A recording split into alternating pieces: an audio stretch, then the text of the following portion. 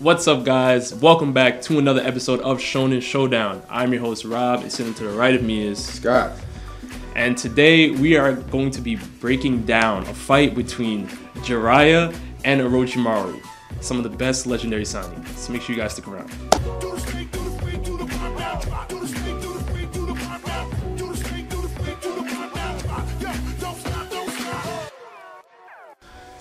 All right, Scott, let's just get right into it. First, like we did the Minato Itachi debate, we want to break these characters down and state cases for both of them. So let's talk about Jiraiya first. All right, so Jiraiya, candidate for the Hokage 4 times, denied it all times. He had his own stuff to do, he couldn't be bothered. You have to acknowledge the fact that Jiraiya is one of the first people in the anime to become a Toad Sage. Senjutsu, one of his strongest attributes.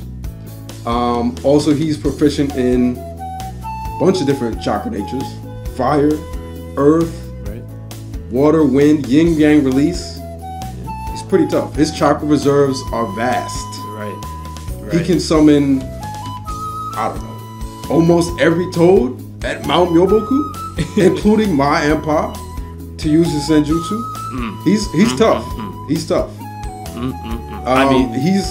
You got something else? What we got? Well. I just have to say, I think some of Jiraiya's summons are probably the best in the series. I mean, I agree. The Toads he summoned are hanging with Pain.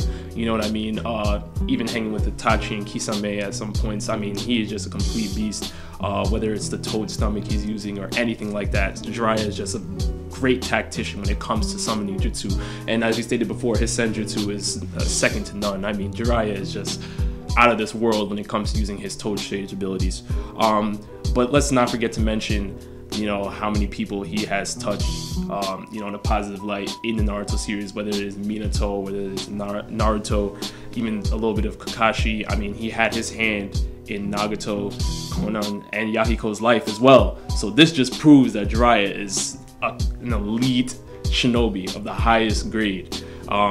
So this is definitely the right opponent we want to bring against Orochimaru.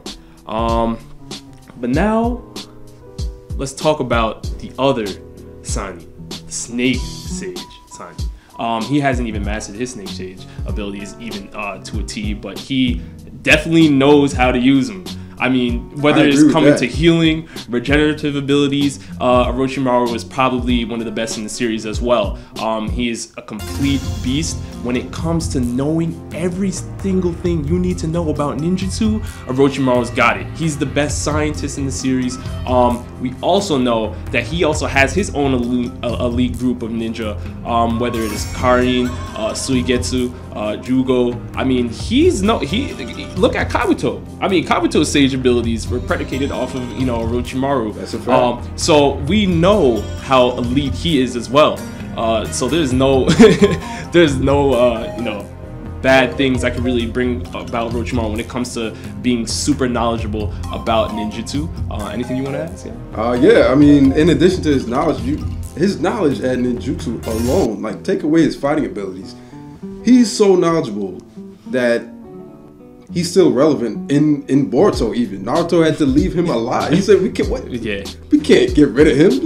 We're gonna need him exactly in the next arc. 100% chance. All right, we have to maybe put him over there, keep him under watch, but we can't get rid of him. He's too powerful." You also have to acknowledge the fact that he pretty much can't be killed outright because of all of his regenerative abilities. You can cut him in half. Snakes are gonna put him back together. All right, you can obliterate him. Oh, he's gonna spit himself out, regurgitate himself, shed a new snake skin, one of his sage abilities, and there's another new Orochimaru. Yeah. All right, you got to get creative. You can't do it, but you have to get really creative to take him down. And he leaves a part of himself within the curse marks. We even seen that Sasuke was able to bring Orochimaru back even after Itachi had sealed him because he was in Anko's curse mark. So Orochimaru he knows everything you need to know when it comes to ninjutsu. You have a question about ninjutsu, whether it is reanimation or anything of that nature, Orochimaru's got you. He expanded upon Tobirama's jutsus as well. So now let's figure it out. Who are you taking? Jiraiya or Orochimaru in a 1v1 battle? It's figure it out. Honestly, a little, disclaimer. I actually haven't chosen yet. I was waiting to see if I could make up my mind going through this debate. This is a really hard choice to make. It is. All right? It is. Honestly, It is. It is. Jiraiya via Orochimaru. Yeah. Well, let's go through the cases. If you want to consider the fact that, you also have to consider the fact that for Jiraiya to activate his senjutsu, he needs to have his hands clasped together, and he needs to gather enough nature energy to summon Ma and Pa. On the other hand, his summon to do that, Gamaken is a beast.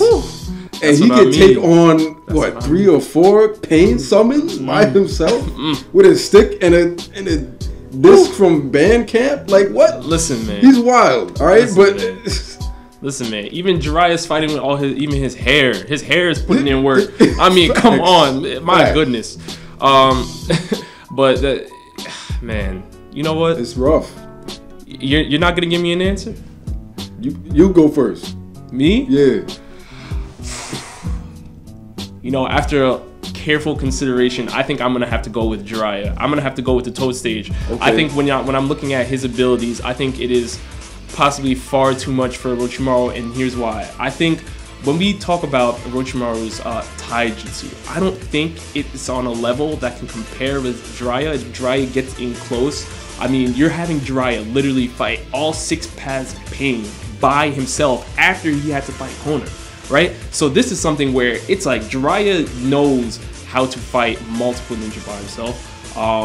And we also see he has, like I said earlier, he can fight by expanding his hair. He could also fight with the oil and the fire. That is very, very key in a close range battle against Orochimaru. We also have to look at his sage abilities when he has Ma and Pa. My goodness. Naruto actually ended up using Ma and Pa as well to take down Pain, so we know what kind of level they are at if they're all both on they're on Jiraiya's shoulders in a fight.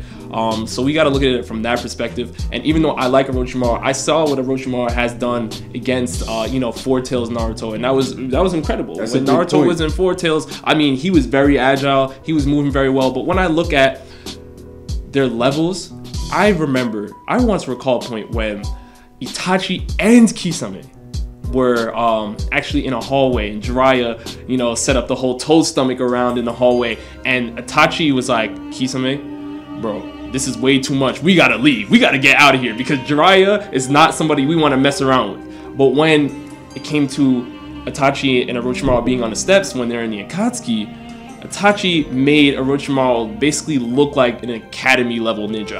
He literally just tore down his whole demeanor. It was ridiculous. He looked at him and said, you know what, you are a scrub. You're not on my level to mess with me.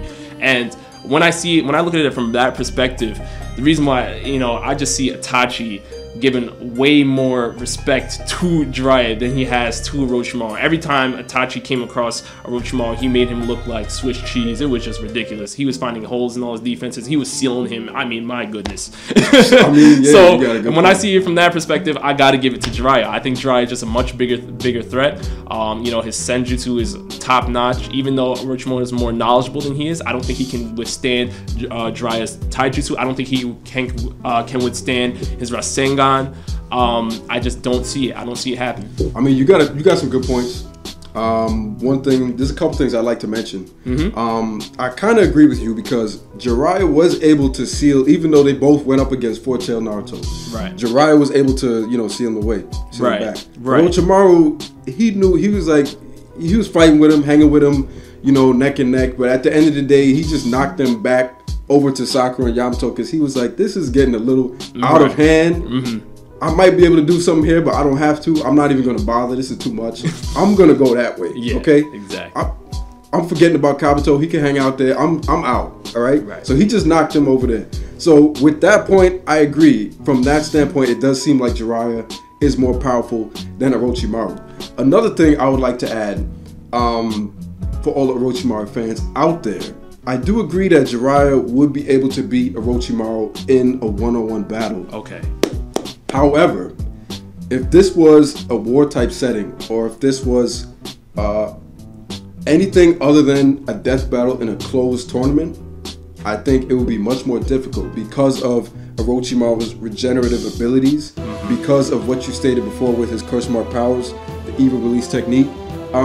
Even if Jiraiya was able to take him down and kill him, one of his teammates can just come and bring him back to life using that technique. Now, you have to admit that it would be someone else that would have to come and do that. Right. It's very difficult to kill Orochimaru for good. But in a one-on-one battle, I think Jiraiya will win also. Yeah, absolutely. You got to give the cake to Jiraiya. But do you want to mention Orochimaru having reanimation abilities? Will we count that? Because I think, in preparation, if Orochimaru knows ahead of time that he's going to be facing Jiraiya, and he's able to, use reanimation jutsu and bring back, some of the previous Hokage, I mean, then we're talking about a whole different ballgame. Even though I think Jiraiya is excellent at fighting multiple different enemies at once, as we've seen, because his summoning jutsu is on another level. I don't know if I can see him hanging with the... I don't see Gamaken hanging with Minato. Listen, I think that's where it gets a little too much, and that's where Orochimaru's brain power comes in. So, in preparation, you got to give it to Orochimaru. But if it's just a 1v1, right now, let's do it right in present day, the moment, I got to give it to Jiraiya. I think Jiraiya, his taijutsu is next level. Is everything. He's just an excellent tactician. So yeah, if you really want to get down to it, the only chance Orochimaru has of defeating Jiraiya in a one-on-one, strictly no help, no preparation, just spur of the moment, he would have to attack him and take him down while he had his hands together in preparation to summon Manpari Yu Senjutsu. If he could get past one of or all of Jiraiya's summons while he was in that state, he has a chance. Other than that, if he actually gets to the point where he can summon Manpari, it's a wrap. Well, some people may reference, this is my last one, but some people may want to reference that Sannin battle where Orochimaru was basically fighting Tsunade and Jiraiya at the same time. Now, it wasn't exactly like that, but would you think that's a good point that somebody can make? I don't think so, but... I mean, it's something to consider. It's definitely something to consider. Because I didn't see Jiraiya go all out. Jiraiya was in a weakened state, which is why I'm not even going to count Sasuke taking down Orochimaru, because Orochimaru was in a weakened state at that point. I think those are two voided points if anyone wants to bring those up.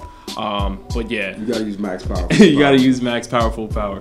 So we're definitely going with Jiraiya. You guys let us know down in the comment section below, who are you taking in a 1v1 battle, Jiraiya or Orochimaru? And with that, we're signing out.